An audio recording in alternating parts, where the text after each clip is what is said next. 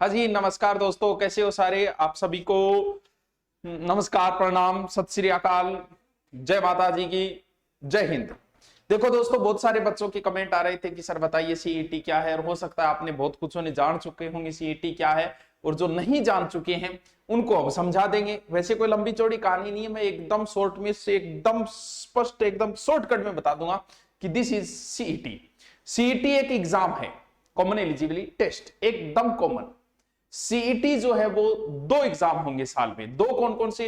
एक तो वो है क्योंकि हमारे कितनी भर्तियां आती है, कुछ भर्तियां 10वीं लेवल की आती है, कुछ भर्तियां 12वीं लेवल की आती है। अब लगभग भर्तियां 12वीं लेवल हो चुकी है, जैसे पहले राजस्थान पुलिस 10वीं लेवल थी, अब 12वीं होगी। कुछ भर्तियां ग्रेजुएशन लेवल आती है। भर्तियां थर्ड ग्रेड जितनी भी भर्तियां हैं लगभग, कुछ को छोड़ के, वो सारी अंडर सीईटी आ गई। आरपीएससी जो है ना, आरपीएससी पहले आरपीएससी जो है ना, थर्ड ग्रेड टीचर की भर्ती आरपीएससी लेती थी। 2010 का अंतिम पेपर लिया था उसने। उसके बाद में उसने कहा कि देखो भाई, हमारा यही काम बहुत है, लोड बहुत है, थर्ड ग्रेड जो है थे कोई और विभाग बढ़ा के दे दो, मानना सेकंड ग्रेड ऊपर की भर्तियां दे दो। आरपीएससी जो है वो सेकंड ग्रेड से ऊपर की भर्तियां लेती है, तो आरपीएससी किसी भी भर्ती में सीईटी लागू नहीं है। जैसे आप कहो कि एसआई की भर्ती आरपीएससी लेती है, उसमें लागू नहीं है। एलडीसी भी दो है, एक आरपीएससी लेती है, एक अधीनस्थ बोर्ड लेता है। तो वैसे सेकंड ग्रेड वगैरह इनमें फर्स्ट ग्रेड है, आरएस है, इन किसी में भी सीईटी लागू नहीं है। सीईटी उसके लिए लागू की गई जिन भर्तियों में भीड़ बहुत ज्यादा है। शॉर्टकट में मैं आपको बताऊं, जैसे राजस्थान पुलिस 17 लाख, सरकार की व्यवस्था बढ़ाने की सबसे बड़ी समस्या, फिर पेपर आउट हो जाते हैं क्योंकि तहसील स्तर तक पेपर आ जाते हैं, तो वहां आउट होने के, उनको रोकने के लिए एक प्रकार से सीईटी किया। अब आप कहोगे सर उससे कैसे रुकेगा, वो भी समझाएं। तो सीईटी दो प्रकार से होगी। कैसे? एक तो होगी ग्रेजुएशन लेवल पे और एक होगी 12वीं लेवल पे। तो ग्रेजुएशन लेवल की जो सीईटी है, देखो उसका टाइम टेबल यह है, दिसंबर में होगी, और जो 12वीं लेवल है वो फरवरी 2023 के अंदर होगी, दोनों भर्तियां। ठीक है, यानी अधीनस्थ बोर्ड जो भर्तियां करवाता है उन भर्तियों में सीईटी लागू हुआ है, यानी एक प्रकार से थर्ड ग्रेड की भर्तियों में लागू हुआ है, और इसमें भी नॉन टेक्निकल में लागू हुआ, टेक्निकल जैसे जेईएन वगैरह में लागू नहीं हुआ है। सर वैलिडिटी, पहले तो ये समझो कि सर ये क्यों लिया जा रहा है। मैं अगर आपको शॉर्ट में बताऊं, जैसे कितने बच्चे हैं, टोटल 17 लाख है 12वीं पास लगभग, जैसे अभी राजस्थान पुलिस में हुआ 17 लाख का पेपर करवाना क्या आसान है, तो एक बार ही करवा दें, फिर पेपर आउट हो जाते हैं क्योंकि पेपर तहसील स्तर तक आ जाते हैं। अब क्या है, एक कॉमन टेस्ट लिया आपका कि एक थरो टेस्ट ले आ जाओ, सारा का सारा आ जाओ। जब थे वो पेपर लियो, किंग आई तो भाई 55% बनाएगा, किंग आई 50% बनाएगा, किंग आई 60 बनया, किंग आई 80 बनया, किंग आई 90% बनया पेपर के अंदर। ठीक है, अब सारा ले लिया, आ कहे को नहीं कथन कितना मिनिमम कितने मार्क रखे गए ये भी नहीं बताया आपको। जैसे आपको बताया गया कि रीट में जो 60% लेके आएगा वो एलिजिबल होगा रीट मैन के लिए, लेकिन यहां हो सकता है आपको ऐसा कुछ न बताया जाए, हो सकता है बताया भी जाए, क्योंकि मैं हरियाणा के आधार पे आपको बताऊंगा कि हरियाणा में क्या चलता है और राजस्थान में क्या हो सकता है, क्या सिलेबस हो सकता है। देखो, अब ये टेस्ट दे दिया, अब जैसे राजस्थान पुलिस की भर्ती सीईटी के अंदर आएगी। अब राजस्थान पुलिस का जैसी भर्ती आई तो आपसे ये कहेंगे कि देखो भाई 17 लाख को पेपर ले लियो, अब दोबारा 17 लाख को मार लेना, उधर ही मूड को नहीं। मैं आ चाहवा कि 5000 पोस्ट आई है तो बिंगा में 5 गुना बुला लिया, 15 गुना बुला लिया।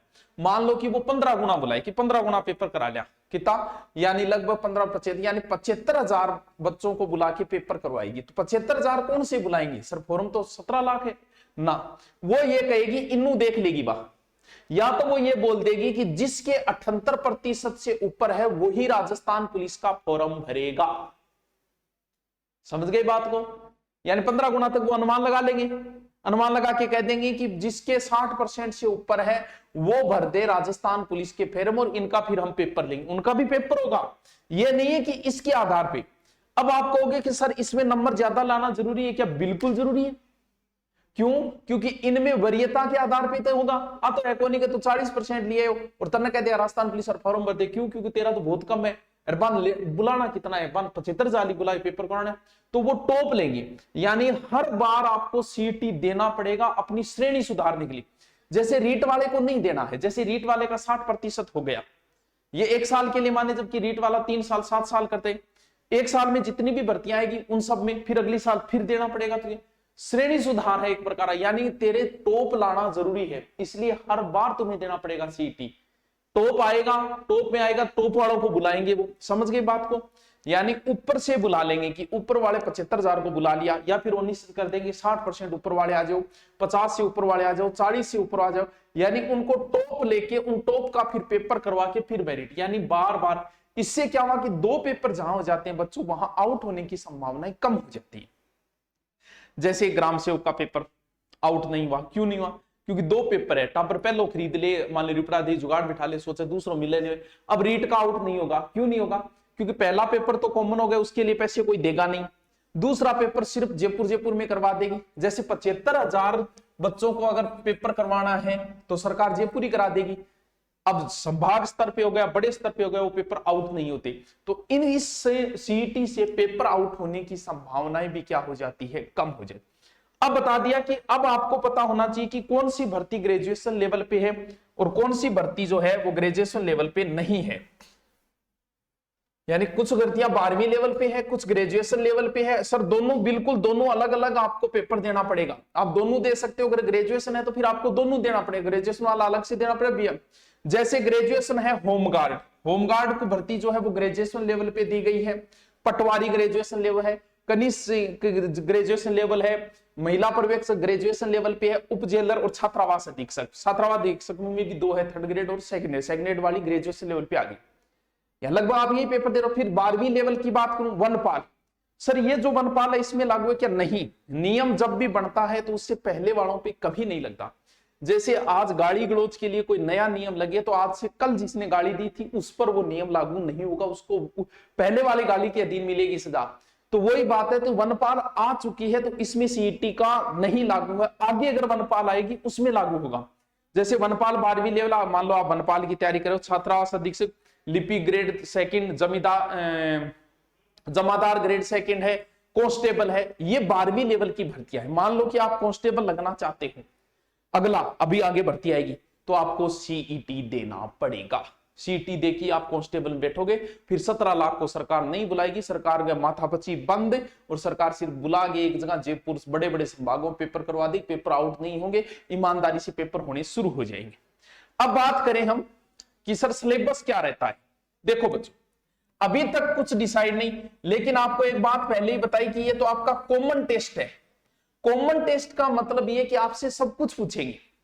सब कुछ का मतलब इस सीईटी में आपके हिंदी आएगी, इस सीईटी में आपके इंग्लिश आएगी, इसमें आपकी मैथ आएगी, इसके अंदर आपकी साइंस आएगी, इसके अंदर आपका जीके आएगा, क्योंकि आपसे कॉमन टेस्ट लिया जा रहा है, आपकी ऑल ओवर जानकारी ली जा रही है कि आपको कुछ कितना कुछ है। अब मैं एक बार बात कर लूं हरियाणा की कि सर हरियाणा सीईटी में क्या सिलेबस आता है। देखो हरियाणा सीईटी में पहले 100 नंबर का पेपर होता था, अब 95 का कर दिया। बोलो 5 नंबर कुछ फायदा वगैरह देना हो किसी को, खेल वगैरह, उसके यानी 100 मान लेते हैं। पहले 100 थे, 95 कर दिए, ठीक है।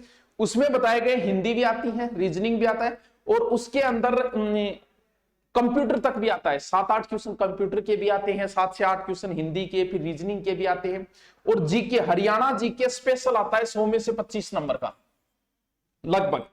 इसका मतलब राजस्थान जीके हमारे यहाँ सीईटी के अंदर भी स्पेशल आएगा, तो राजस्थान जीके भी इसके अंदर, साइंस भी आई है। फिर हरियाणा के अंदर तो बताया कि टॉप वालों को ले लिया था, दूसरा पेपर नहीं लेके टॉप वालों को बुला लिया था, कुछ को पेपर करवा रहे अलग अलग। हमारे यहाँ यही मानो कि दोबारा पेपर लेगी, हो सकता है टॉप वालों को भी दे दे ज्वाइनिंग, लेकिन मान के चलो कि दोबारा पेपर भी ले सकती है टॉप वालों को। जैसे 5,000 पद आए तो वो 50,000 का पेपर करवा के उनमें से 5,000 को नौकरी लगा देगी, ताकि सरकार की अव्यवस्था न हो, 50,000 का आराम से व्यवस्था कर ले। समझे? अब बताइए कोई समस्या रही आपके? सीईटी के बारे में मैंने टोटल बता दिया, आपको सीईटी की पूरी जानकारी दे दी। यानी आपको सीईटी देनी पड़ेगी, आप 12वीं लेवल हो तो भी आपको देना पड़ेगा। 1 साल के अंदर 12वीं लेवल पे जो भी भर्तियां आएगी 3rd ग्रेड की, और उसी प्रकार से आप ग्रेजुएशन हो तो भी आपको देना पड़ेगा सीईटी, और इसमें आपको हर बार देना पड़ेगा ताकि आपकी रैंक का सुधार हो और आप टॉप के अंदर आओ, फिर टॉप वालों को बुलाया जाता है वो। अब बात यही कि सर क्या ऑनलाइन ऑफलाइन बैच चल रहे हैं? क्या बिल्कुल चल रहे हैं। ऑफलाइन भी बैच शुरू कर दिए हैं सीईटी के, ऑनलाइन भी बैच शुरू कर दिए। अगर आप ऑनलाइन करना चाहते हो तो सीईटी का मात्र 3,999 रुपये में किया गया, एकदम कम फीस, क्योंकि इसमें सारे सब्जेक्ट हैं, और इंडिया जीके भी हो सकता है अभी तक नहीं आया कंफर्म, लेकिन हरियाणा में है इंडिया जीके, तो हो सकता है हमारे यहाँ भी इंडिया जीके जोड़ दे। राजस्थान जीके तो कंफर्म होगा, हिंदी इंग्लिश कंफर्म होगी, मैथ कंफर्म होगी, साइंस लगभग मान के चलो होगी, कंप्यूटर भी कंप्यूटर कह नहीं सकते, लेकिन मान के चलो हो सकता, कॉमन टेस्ट है ये, सब कुछ पूछा जाएगा, 5-10 क्वेश्चन सारे ही।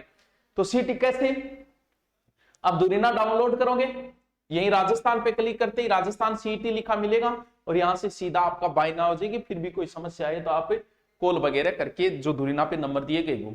तो ठीक है दोस्तों, आपको सीईटी की जानकारी कैसी लगी? अब भी किसी को कंफ्यूजन हो तो कमेंट कर दीजिएगा, हम आपको जानकारी कमेंट के माध्यम से दे दी जाएगी। Okay, thank you.